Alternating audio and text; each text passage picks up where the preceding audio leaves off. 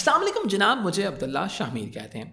Global liveability index के मुताबिक पाकिस्तान का शहर कराची रहने के एतबार से दुनिया का 5वां बदतरीन शहर है और मुझे उम्मीद है अगर हालात यही रहे तो इंशाल्लाह जल्द हम पहली पोजीशन हासिल कर लेंगे। सवाल ये उठता है कि ऐसी कौन सी वजूहात हैं जिसकी बुनियाद पर हम दुनिया के 5वें बदतरीन शहर में रह रहे हैं।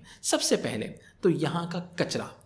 हम एक तरह से गलाजत के ढेर में ज़िंदगी गुजार रहे हैं। इसकी बहुत सारी वजूहात हैं। कराची के अंदर कचरा उठाने की ज़िम्मेदारी दरअसल Sindh solid waste management board की है।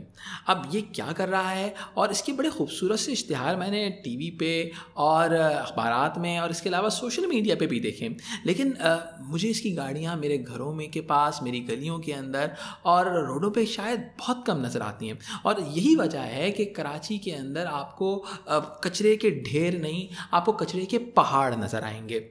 दूसरी अहम वजह जिसकी वजह से पाकिस्तान का इकोनॉमिक हब दुनिया का 5वां बदतरीन शहर करार पाया है वो है कराची का बदतरीन ट्रैफिक।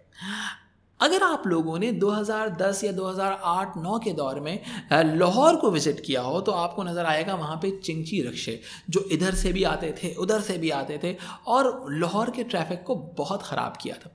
लेकिन उसके बाद वहाँ पे ट्रैफिक वार्डन्स आए जो किसी की भी नहीं सुनते और उन्होंने खामोशी से चालान करना शुरू हुए। अब जब चालान करना शुरू किए तो उसके बाद लाहौर का ट्रैफिक काफ़ी हद तक दुरुस्त हो गया। और इसके बाद अगर हम दूसरी जानिब कराची की बात करें तो देखें, याद रखें, जब आपके एजेंसीज ऑफ सोशल कंट्रोल जिसमें एक स्टेट का एक बड़ा अहम रोल होता है, अगर वो फेल हो जाए या लोगों के दिमाग से उसका डर ख़त्म हो जाए तो उसके बाद जिसकी जो मर्ज़ी होगी वही करेगा। अब अगर हर बंदा अपनी मर्ज़ी से रोड पर चलना चाहेगा तो उसके बाद ट्रैफिक तो ख़राब होगा ही।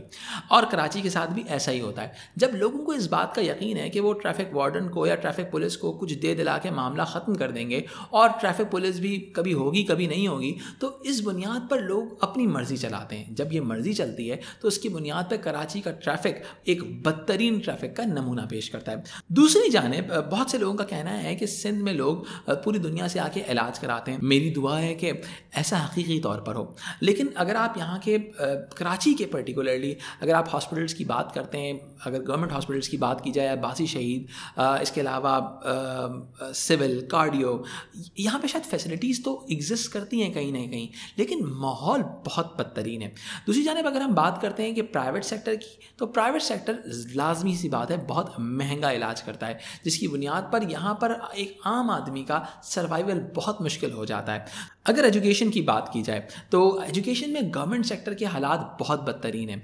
कई अरसे से कराची में कोई नए कॉलेजेस नहीं खोले गए और जो गवर्नमेंट कॉलेजेस खोले भी गए हैं वहाँ पर क्लासेस होना ना होना बराबर है। और कराची बोर्ड के हवाले से अगर हम बात की जाए तो वहाँ पर होने वाली तमाम करप्शन से सारी दुनिया बाखबर है। दूसरी जानब अगर हम बात करें यूनिवर्सिटीज़ की तो हमारे पास एक तरफ गवर्नमेंट यूनिवर्सिटीज़ हैं जहाँ पर एक अलग किस्म का माहौल है और दूसरी तरफ आपके पास प्राइवेट सेक्टर की यूनिवर्सिटीज़ हैं। जो अच्छी यूनिवर्सिटीज़ हैं वहाँ पर जाहिर सी बात है आपको फ़ीस ज़्यादा ही देनी पड़ती है। दूसरी जानिब अगर आप गवर्नमेंट यूनिवर्सिटीज़ की बात की जाए तो वहाँ का माहौल बहुत सारे बच्चे जो प्राइवेट सेक्टर से पढ़ के आते हैं और उनके कंपैटिबल नहीं होता, जिसकी बुनियाद पर वो प्रेफर करते हैं कि वो प्राइवेट सेक्टर की यूनिवर्सिटीज़ के अंदर अपनी एजुकेशन को कंटिन्यू करें। लिहाजा उनको बहुत भारी भारी फीसेस देनी पड़ती हैं।